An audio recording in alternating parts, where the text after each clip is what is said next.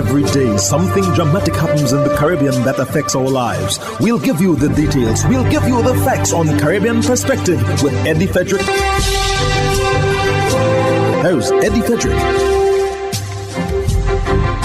So glad you can join us. 600-odd former LIAT employees to proceed legally against the Antigua Barbuda Government. This story takes the lead in today's edition of Caribbean Perspective for Monday, 4th April 2022. Details when we return. Hubbard's Motor Department Mount Gay and Hubbard's Tire Bay, located at the Building Supplies Compound in Grand Anse, are reminding the motoring public that another round for licensing and inspection has begun. Just arrived on new shipments of quality furrowed and torque tires to fit all makes and models of vehicles at competitive pricing. Shop early to avoid the hassle of long lines. WhatsApp them on 473-405-5482. Hubbard's, quality service, affordable prices.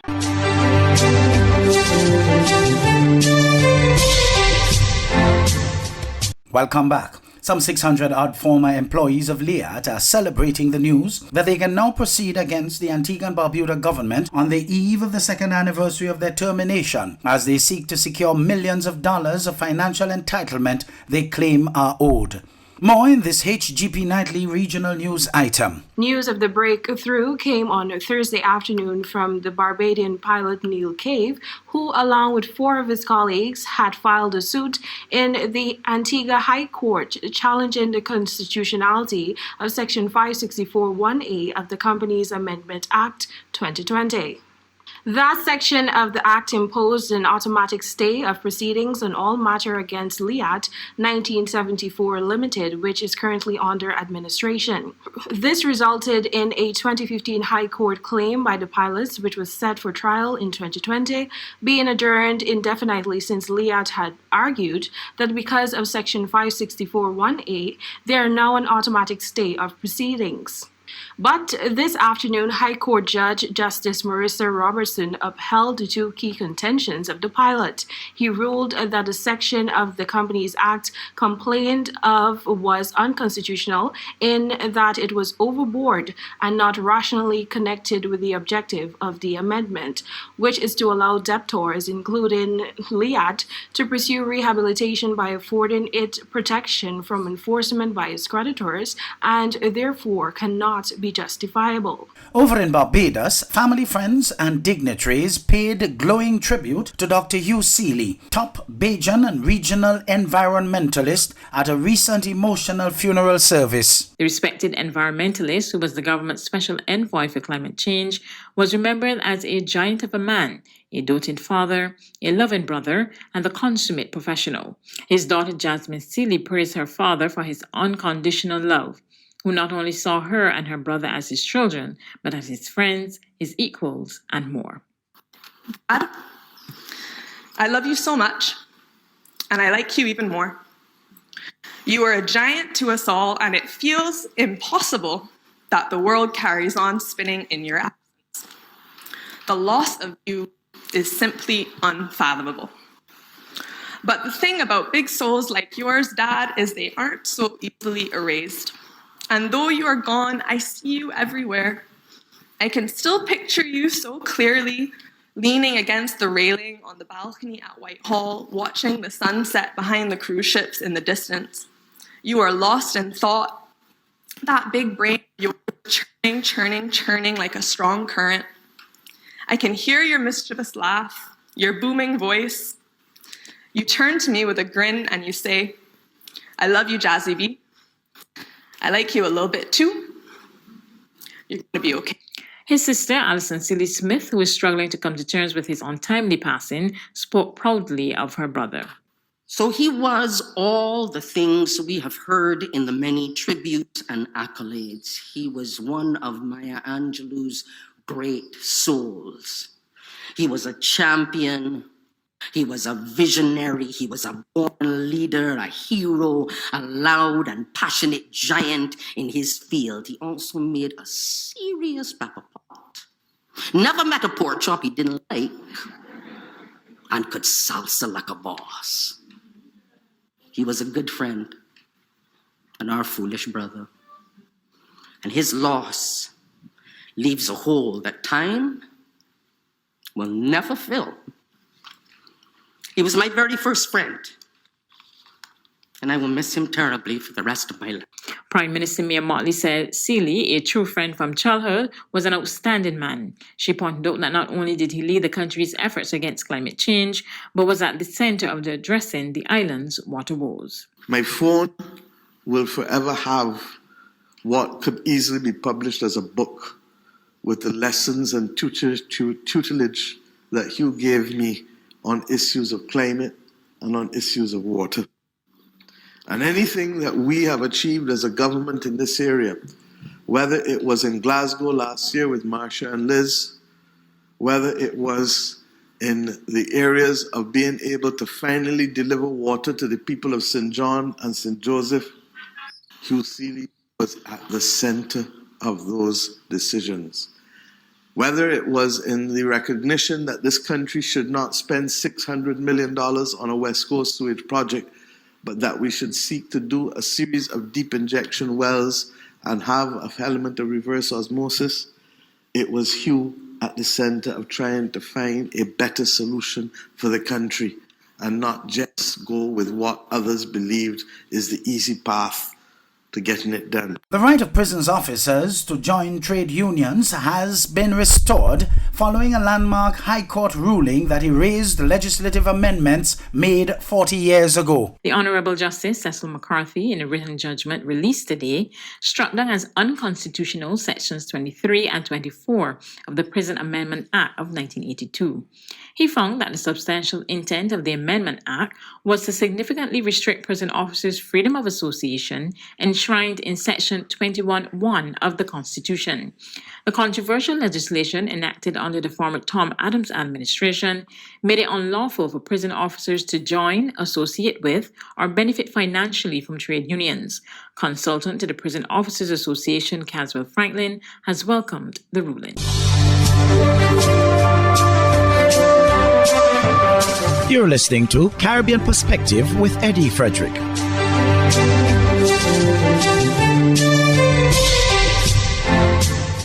Prime Minister Philip J. Pear has promised to increase the salaries of public servants in St. Lucia come the end of April. Pear says the move makes good on a promise made by the UWP administration. Don Nicholas of the DBS News World reports. During his address on the estimates of revenue and expenditure, Prime Minister Philip Pear assured public servants that they will get part of their retroactive pay in December 2022 and the balance in March 2023. The Prime Minister proposed a budget of $1.842 billion, which is the largest in the country's history, with $1.349 billion for recurrent expenditure, $382.6 million for capital expenditure, and $110.5 million on principal payments. Overall employee compensation is programmed to increase by 11.88% relative to the outturn for the current financial year. The allocated amounts also makes provision for in-year promotions and other salary and wage allowances. Public servants will be pleased to note that the government will keep the promise made by the former administration and pay the increase in salaries at the end of April 2023. He added that the government expects $1.327 billion in revenue and grants, total tax revenue of $1.016 billion, non-tax revenue of $133 million, and capital revenue of $10.7 million. But he admitted that as long as the Russia-Ukraine conflict persists and the COVID-19 pandemic continues, there will be risks. He also spoke about the public assistance program. As a caring government, we have also allocated resources totaling $20.46 million for the public assistance program.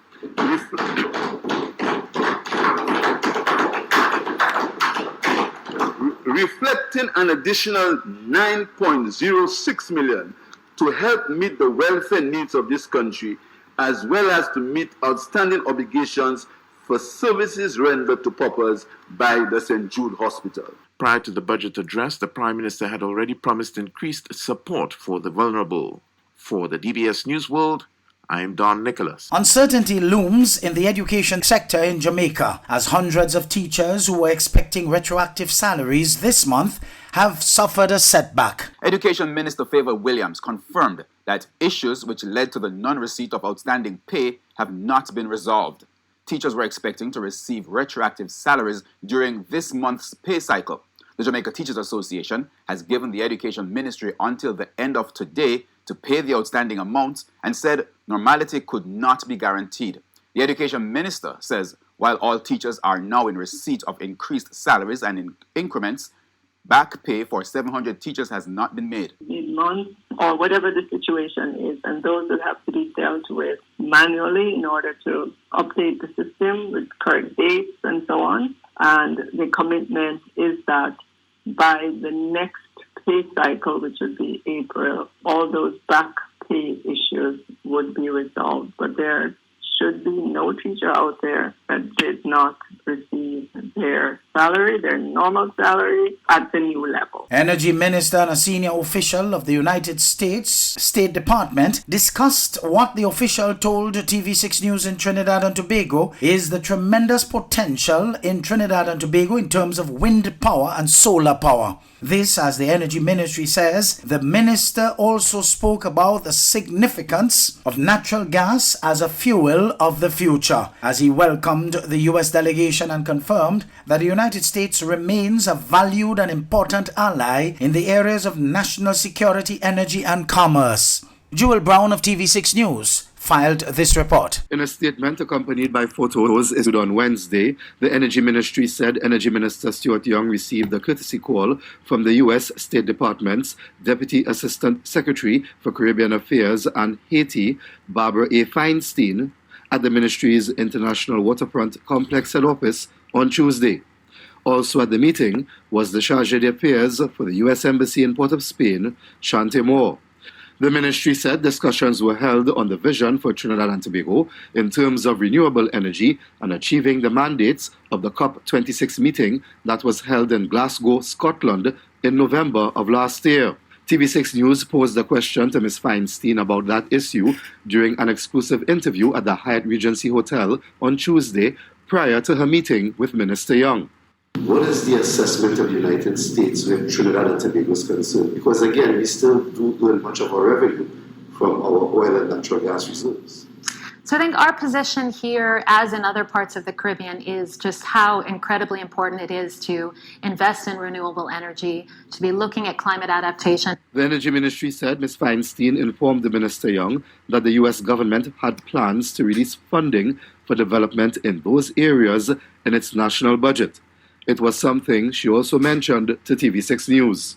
And that budget included more funding to comply with our pledges at COP26, the Conference on Climate Change, and to really be an even stronger partner to countries like Trinidad and Tobago in terms of investments in energy efficiency, in climate change adaptation, in helping to look at early warning systems for climate. And I think there's tremendous potential here in Trinidad and Tobago given solar power, wind power.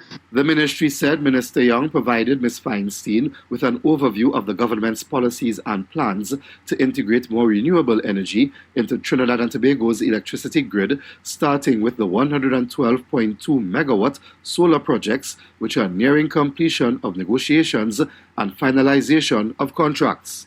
The ministry also said Minister Young highlighted that there are studies being undertaken into the potential of using wind energy in the northeast and east of Trinidad, the development of hydrogen, and clean use of ammonia and methanol. The ministry said the Energy Minister outlined the current energy positioning of Trinidad and Tobago as a gas-based economy and the significance of natural gas as a fuel of the future. Ms. Feinstein spoke with TV6 News about a product derived from natural gas. LNG is an area of very strong competitiveness and is viewed often as a transition to an even greener economy. So I think there's tremendous potential here, and we're excited to partner with Trinidad and Tobago on that. The Energy Ministry said Deputy Assistant Secretary Feinstein toured the Point Lisas facility and expressed the desire to further establish integration between the U.S. and Trinidad and Tobago. Jewel Brown.